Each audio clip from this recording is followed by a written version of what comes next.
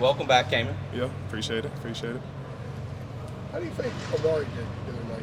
Playing with that Campbell? Yeah, playing with that fist and Yeah. able to use it to knock a ball loose. I think it's an advantage for him. Obviously, his attributes of catching the ball probably gone down a little bit, but I mean, I feel like the cast or the club, I don't think it's messed him up by any means. He hasn't skipped a step. It was definitely beneficial on the punch out for sure.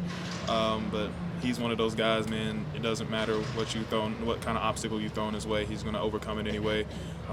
He's been a great asset to this defense as well. And so, a little club ain't finna affect him and how he's going to play on Saturdays, and in this case, last Thursday. So some of you guys have talked in the last month plus since camp started about how mature he is. Mm-hmm. Yeah, he just turned 19 the other day, but he's a mature guy. Give us some examples of his maturity on the field that you can sense when you're out there and then when you watch on film that you see. I mean, just him just being the Mike backer and just like, him taking charge at 19 years old, man, that's a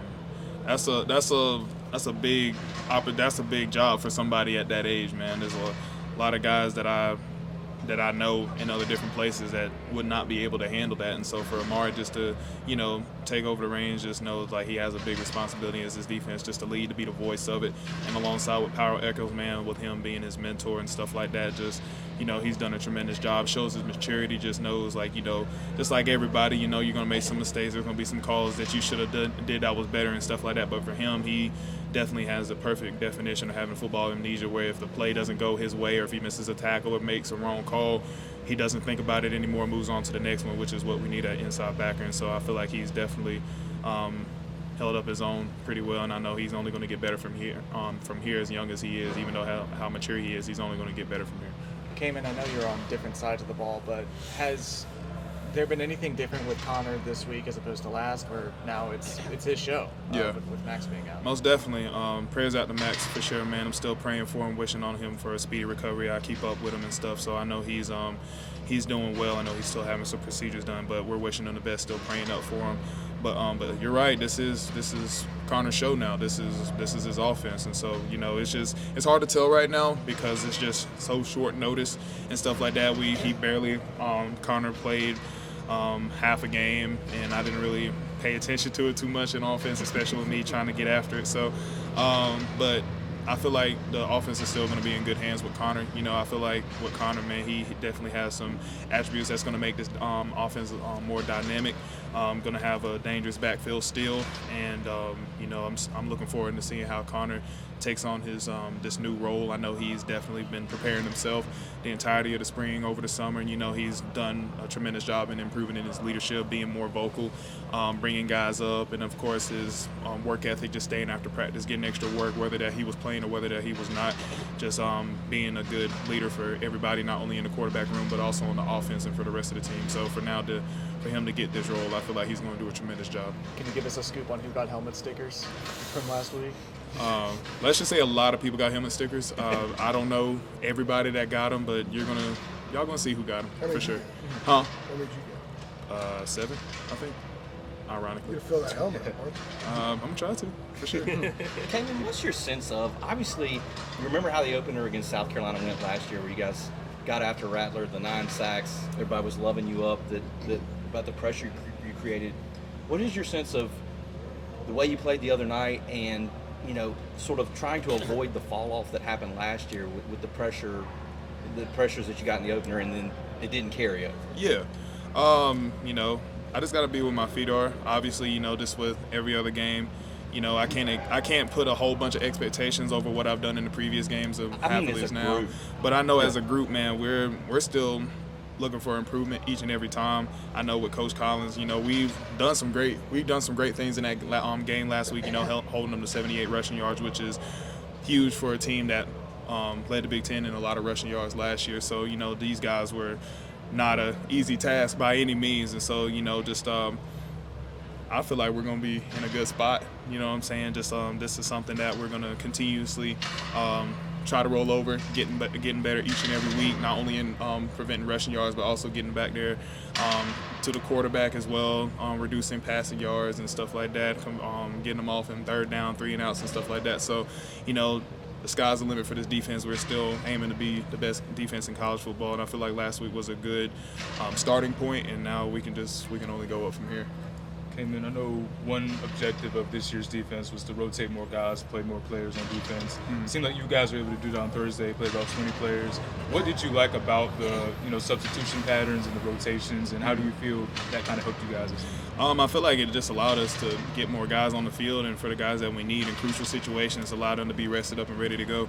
I know in the past it's just like, we would not substitute like that, and so it was just like a lot of guys would get tired when we needed them the most and stuff like that. And I know now Coach Collins understood that was an issue in the past, and Coach Brown knows that was an issue in the past. And for us to rotate around 20 guys, man, that's something that we've been preaching for years that we need to do a better job of, and I feel like we finally are starting to do that a lot more. So it's good to see, and also just not only for players that we need in crucial moments, but it allows guys who hasn't really played a lot in the past to get some burn on Saturdays and Thursdays. So just seeing guys like that get out there, and I know from my perspective, seeing Tyler Thompson get out there, it was good to see him out there really get in the game, really see how it feels. I know he played some games in the past, but for him to be in a true rotation, and to see how the fruits of his labor start to come up in the game, I feel like he's going to do a good job and improve each and every time he gets in the game. So just not only for Tyler's sake, but for everybody across the D-line, linebackers, safeties, and secondary, I feel like that's going to be great for us, especially down the long run of the season. Just to follow up on that really quick, we were talking to Jeff Collins yesterday. He was saying that the way Mac was running the camp kind of allowed for some of that preparation to happen as far as getting more guys. What do you feel that Mac was doing to kind of prepare you guys to rotate in there more and get more guys in? I think like just preaching the fact that we need to get more guys in, like just understanding it's just like we don't need just 11 guys, we need 22 guys, we need 25 guys, we need guys that we need to rotate in, because it's just more than the first 11 that's going to be in. Like we need all hands on deck. Like we need to make sure that everybody needs to know what they're doing. Doesn't matter if you're starting, you're second, third, it doesn't matter. And I feel like the way that Coach Collins has ran our walkthroughs, the way that we do things on the defensive side, it's just like you can't get lulled to sleep just because you're not getting any playing time. Like you got to understand what your job is, because we're constantly rotating, we're constantly asking like, what do you got to do in this situation? The meeting rooms are the exact same way. So just like even going all the way back to the summer, going through fall camp and stuff like that, just understanding is like holding everybody to a standard and accountability, understanding like you got to know what you have to do in this certain situation, what your job is, and also potentially somebody else's job. I feel like that's definitely benefited, and now it's starting to come to fruition now. We talked to Mac yesterday, who noted that at times this program has lost games it shouldn't have in the past. Yep. And because of that, the focus now is more on you guys, Yep. Your own standard, more so than the opponent in many respects. What does that mean to you, and how is that different from maybe some of the messaging before? I feel like for us, it's just like we got to play to our standard.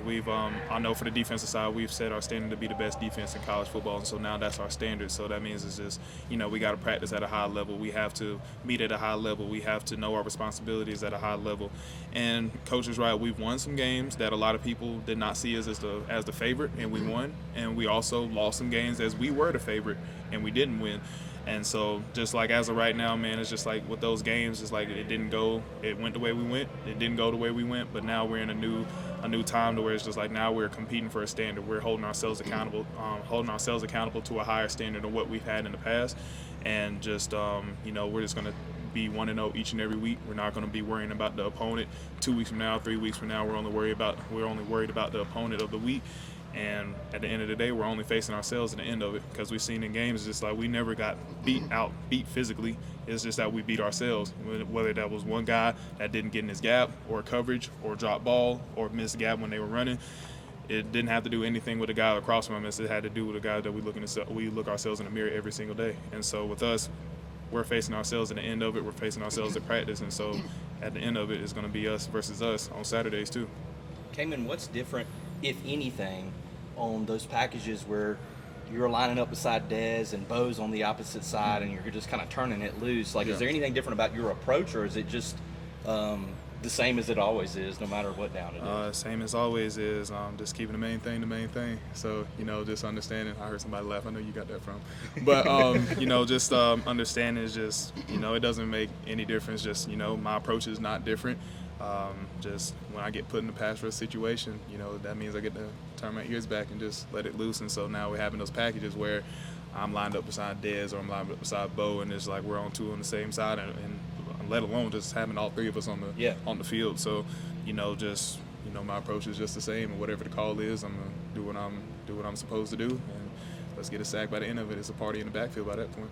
For lack of a better word, is that fun? Having those guys out there and 100%. You know what I mean? Because it's dealer's choice. It's whatever you want to do. If you slide it to both sides and you're leaving me and Dez open, if you want to slide it to my side, you're leaving Dez and Bo open, and if you want to put it on Dez, then all right, you're gonna leave me and Bo open. So it's whatever. Bless you.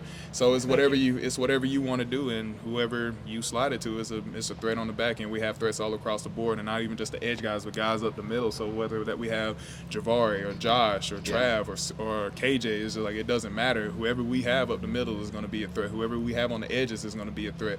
So it's at that point, it's just like you got to pick your poison. So